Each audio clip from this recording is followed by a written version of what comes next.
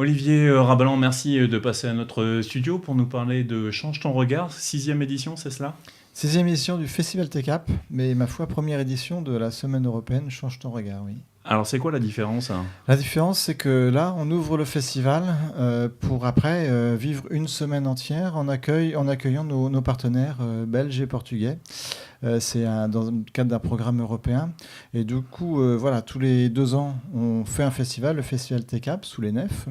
Et là, on en profite pour ouvrir cette semaine-là avec le festival et après avoir un peu plus de 25 propositions sur la ville de Nantes et sur la Chapelle-sur-Erdre.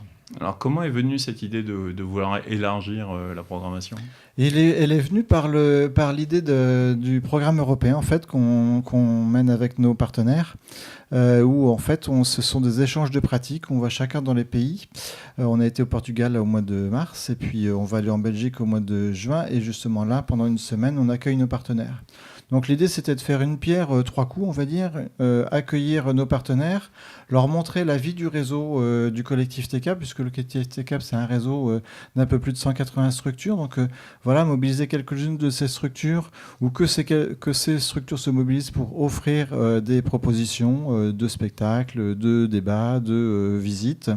Et voilà, et en fait, voilà, c'était à la fois faire connaître le réseau, que le réseau se connaisse entre eux, avoir une dimension européenne, et puis après l'ouvrir à tous ceux qui sont intéressés, qui s'intéressent à la question du handicap ou pas d'ailleurs, hein, la question de la vie sociale, de l'accès à la parentalité, de l'accès à la culture. Voilà, et donc c'est un peu cette idée d'une semaine avec plein de propositions, plein d'offres, toutes gratuites et essentiellement faites avec et par les acteurs du réseau. Est-ce que tu peux nous resituer un certain nombre de chiffres pour qu'on se rende compte de la dimension de TECAP? Ouais, TECAP, ça fait 12 ans que ça existe. C'est, comme je l'ai dit, un peu plus de 180 acteurs du réseau. Dans ces 180, ce qui est intéressant, c'est qu'il y a simplement un tiers. C'est quoi? C'est des associations, Alors, ce des sont entreprises, des associations pour l'essentiel, ouais, des collectivités, et puis depuis peu des entreprises sociales. Donc, et dans ces 30% du réseau, le tiers, ce sont des structures en lien avec le handicap, des grandes associations comme la Page, comme la DAPEI, comme Léo Thébaudière et autres. Et aussi, les 2 tiers, ce sont des structures associatives pour l'essentiel, qui n'ont pas de lien direct avec le handicap, mais qui ont une véritable intention d'accueillir tout public et de se former, de sensibiliser à la question de handicap pour élargir leur public. En termes de public, ça donne combien de personnes à peu près?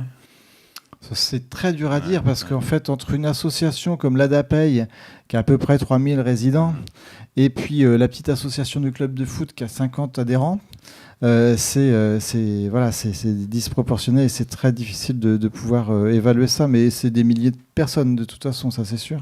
Alors sur la programmation cette année, qu'est-ce que tu as prévu avec tes partenaires? Alors, en fait, il y a le Festival TECAP où il y a le samedi, donc demain, une programmation culturelle. Là, l'idée, c'est de mettre en avant les acteurs du réseau autour de la danse, de la musique, du théâtre. Donc, en fait, il y a tout ça qui va se retrouver avec des pratiques artistiques en mixité pour l'essentiel. Donc, il y a cette scène qui représente un endroit un peu stratégique du festival. Il y a des démonstrations, des pratiques sportives avec du hand de fauteuil, avec du golf, enfin avec un tas de sports pour tous, on va dire. Et puis il y a un espace détente bien-être où là en fait c'est un réseau qui s'appelle les Femmes Océanes qui l'anime, où il y a du massage, où il y a du mandala, où il y a de la sophrologie, du massage de main, massage de dos, voilà. Et puis un espace exposition où là c'est la même chose. En fait c'est les ressources des acteurs du réseau qui sont mises en avant sous forme d'exposition photographique, de dessin, essentiellement. Et puis un espace plus convivial avec un bar et puis l'association, enfin la structure Méli-Mélo qui va donc donner à manger à tous les festivaliers. Voilà. C'est la 6e édition, tu disais.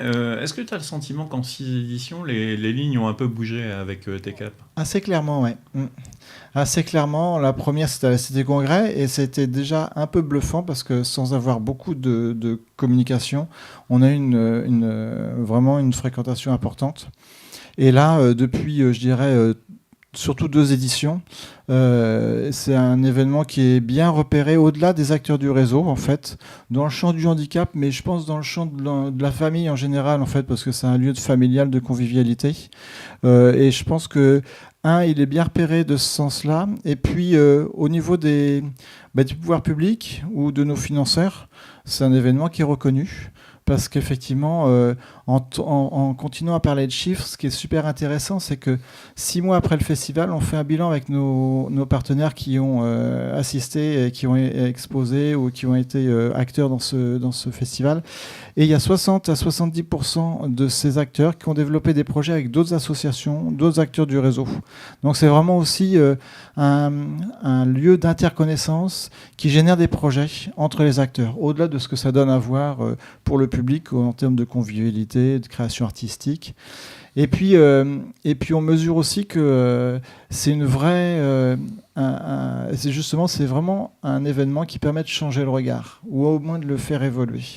On entend des témoignages de personnes qui côtoient pas les personnes en situation de handicap, parce qu'on les côtoie pas beaucoup dans la vie en général, et qui disent ah bah oui, mais je pensais pas qu'une personne une personne avec des mobilités réduites, qui a pas l'usage de ses mains, pouvait faire de la musique. Je pensais pas qu'on pouvait... enfin voilà, il y a les possibles et puis les activités qui sont adaptées aux personnes avec handicap que les personnes non handicapées ne connaissent pas et peuvent pratiquer. Donc c'est vraiment un endroit où on mesure, où on vit. Enfin, c'est le vivre ensemble qui agit là dans ce festival. Merci pour ces explications. Tu peux peut-être nous rappeler la date et le lieu ? Alors, le festival TCAP, c'est sous les nefs, aux Machines de Lille, donc à côté de l'éléphant. C'est demain, à partir de midi jusqu'à 18h30. Et puis après, la semaine change tout regard. Ça commence dimanche après-midi à la Chapelle-sur-Erdre avec des courts-métrages, 7 courts-métrages pour changer le regard, justement. Et ça continue après sous des angles accès à la culture, accès à la parentalité et la vie sociale, accès à l'engagement, à la citoyenneté, donc jusqu'à jeudi, partout dans la ville. Et pour se renseigner, en fait, il suffit de faire TCAP, T''CAP, et on tombe sur le programme Change ton regard. Merci d'être passé nous voir, et on va relayer, bien sûr. Merci beaucoup.